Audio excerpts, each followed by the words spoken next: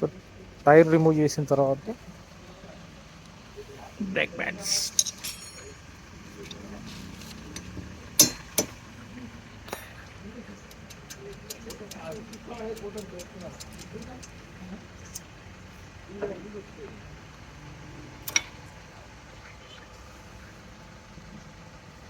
పోయినా అన్న last stage.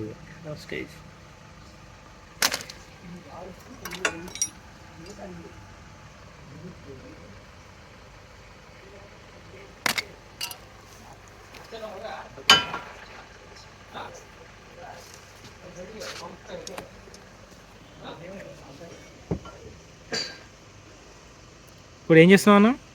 ఇదిగా ఇప్పుడు నువ్వేం చేస్తున్నావు?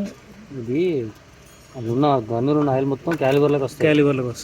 దీనిలో ఉన్న ఆయిల్ మొత్తం రిటర్న్ గన్లోకి వెళ్ళిపోతేనే ప్యాడ్లు కొద్దిగా పడతాయి. ఇలా లేకపోతే పడతాయి. ఓకే. సో ఈ క్యాలిబర్ ప్రెస్ చేసినప్పుడు బ్రేక్స్ అప్లై అవుతుంది కదా, దాన్ని బ్యాక్కి ప్రెస్ చేస్తాడు. ఆయిల్ ప్రెస్ చేస్తూ ఉంటుంది. ఆయిల్ ప్రెస్ చేసిన కొద్దీ ప్యాడ్స్ అరిగిన కొద్దీ ఆయిల్ పిస్టన్ బయటకు వస్తుంది. మళ్ళీ మనం కొత్త ఇష్టం మళ్ళీ వెనక ప్రెస్ చేస్తేనే కొత్తవి పడుతుంది. సో ఇది కొత్తది, ఇది పాతది. దీని ఎంఎం చూడండి ఒకసారి. సో ఇది లెఫ్ట్ సైడ్, ఇది రైట్.